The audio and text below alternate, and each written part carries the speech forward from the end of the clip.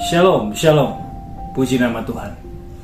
Sahabat-sahabatku, beberapa waktu lalu saya tidak sengaja melihat sebuah cuplikan video dari seorang pendeta besar ya. Di dalam video tersebut, Pak Pendeta besar itu berkata bahwa dia akan berdoa bersama-sama dengan jemaat di sebuah gereja. Dan saat itu tujuan mereka berdoa bersama adalah untuk mendoakan seseorang yang sedang terkena malapetaka. Dan saat giliran Pak Pendeta besar itu berdoa, Pak Pendeta besar itu mendengar Roh Kudus berkata kepada dia bahwa dia tidak boleh mendoakan orang tersebut. Dan setelah saya melanjutkan kembali menonton video itu, rupanya dalam hal ini Pak Pendeta besar itu juga mengaitkan hal tersebut dengan 1 Yohanes 5 ayat yang ke-16. Bukan hanya itu saja, namun Pak Pendeta besar itu juga berkata bahwa siapapun yang mendoakan orang tersebut, maka orang itu adalah musuh Tuhan. Dan selidik punya selidik, ternyata alasan kenapa orang tersebut tidak boleh didoakan adalah karena orang itu adalah orang berdosa, yang mana dia pernah membuat sebuah kejahatan, yaitu mencuri uang gereja dalam jumlah yang sangat-sangat besar. Begini, sahabat-sahabatku, memang benar orang itu adalah orang berdosa. Tetapi apakah ini yang diajarkan Tuhan kepada kita? Pertama, kita tidak boleh mendoakan orang berdosa. Kemudian yang kedua, jika ada orang yang mendoakan orang berdosa itu, maka orang itu menjadi musuh Allah. Wow, apa? Dan di mana ayat atau dasar Alkitabnya? Ini benar-benar gila loh. Ini benar-benar menyesatkan. Apa iya Roh Kudus itu menuntun seorang hamba Tuhan untuk melakukan sesuatu yang bertentangan dengan firman Tuhan? Apa iya Allah itu memerintahkan Roh Kudus untuk melakukan sesuatu yang bertentangan dengan firman-Nya sendiri? Roh Kudus memerintahkan tidak boleh mendoakan orang berdosa. Roh Kudus dari mana ini? Roh Kudus macam apa ini? Yakin itu adalah Roh Kudus yang berbicara pada Anda, Pak? Aduh, sepertinya di sini Anda sedang halu tingkat tinggi, Pak Pendeta besar. Sangat sesat sekali ini. Sahabat-sahabatku, sekarang perhatikan baik-baik ayat ini. Ayat yang menjadi dasar bahwa sebenarnya kita itu justru harus mendoakan orang berdosa dan bukan sebaliknya. Dan ayat ini juga yang digunakan oleh Pak Pendeta besar itu untuk mendukung ajaran sesatnya. Kita baca dulu ayatnya. 1 Yohanes 5 ayat yang ke-16. Dikatakan, kalau ada seorang melihat saudaranya berbuat dosa, yaitu dosa yang tidak mendatangkan maut, hendaklah ia berdoa kepada Allah, dan dia Allah akan memberikan hidup kepadanya, yaitu mereka yang berbuat dosa yang tidak mendatangkan maut. Ada dosa yang mendatangkan maut. Tentang itu tidak aku katakan bahwa ia harus berdoa. Nah, di bagian akhir atau bagian B ini yang dia jadikan sebagai dasar atau pendukung dari ajaran gilanya itu.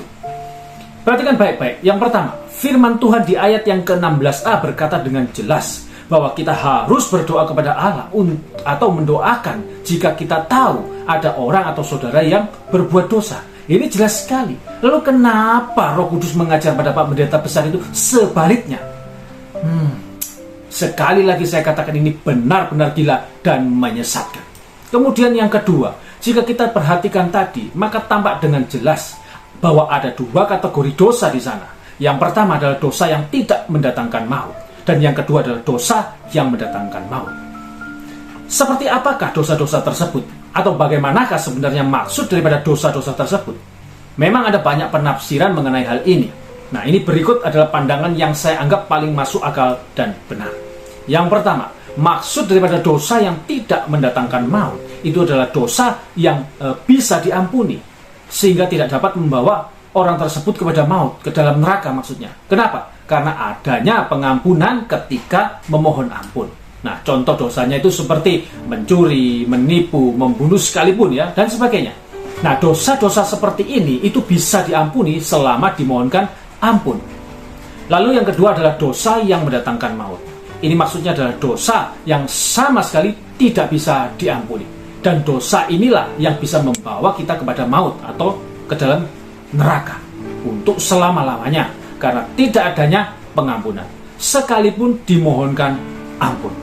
Dan satu-satunya dosa yang tidak bisa diampuni menurut Alkitab itu adalah dosa menghujat Roh Kudus.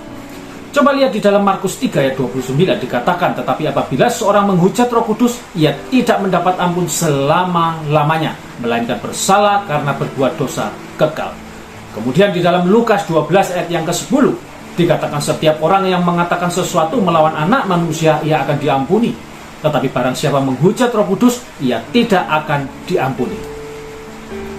Menghujat Roh Kudus itu maksudnya bukan penghinaan terhadap diri atau Roh Kudusnya ya, tetapi lebih merujuk kepada penghinaan terhadap pekerjaan yang dikerjakan oleh Roh Kudus di dalam diri orang itu.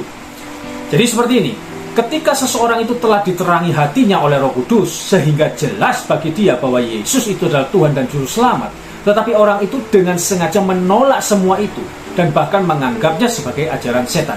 Inilah yang dimaksud dengan dosa menghujat Roh Kudus.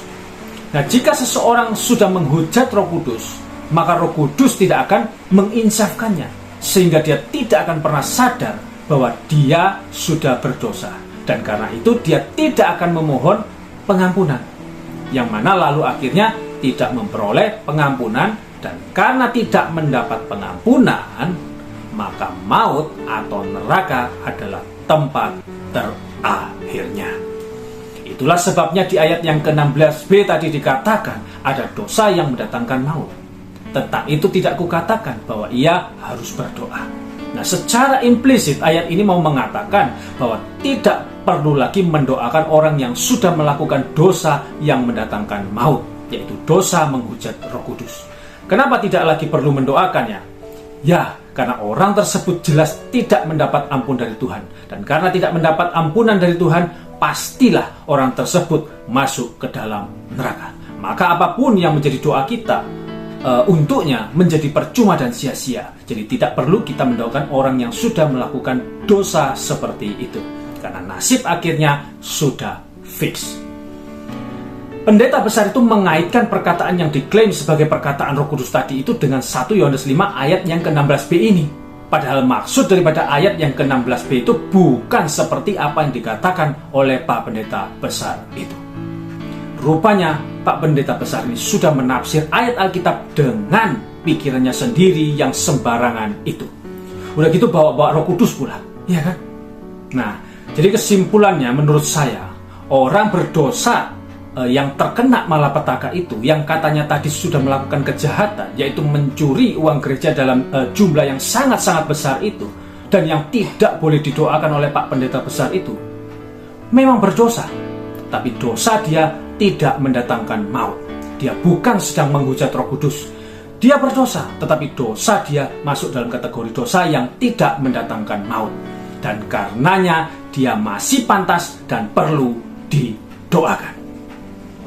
Sahabat-sahabatku, ini sebuah pelajaran berharga yang harus kita ingat, bahwa tidak semua hamba Tuhan itu mengajarkan kebenaran. Dan jangan terlalu mudah untuk mengamin-aminkan sesuatu, menelan segala pengajaran dengan begitu mudah. Baiklah kita mempelajarinya terlebih dahulu sebelum kita mengaminkannya. Kita harus back to the Bible terlebih dahulu untuk mengujinya. Jangan sampai kita itu justru menjadi sesat karena mengamin-aminkan sesuatu yang bertentangan dengan firman Tuhan itu sendiri. Amin. Oke? Haleluya. Amin. Kiranya ini dapat dipahami dan menjadi pencerahan bagi kita semua. Tuhan Yesus memberkati. Shalom.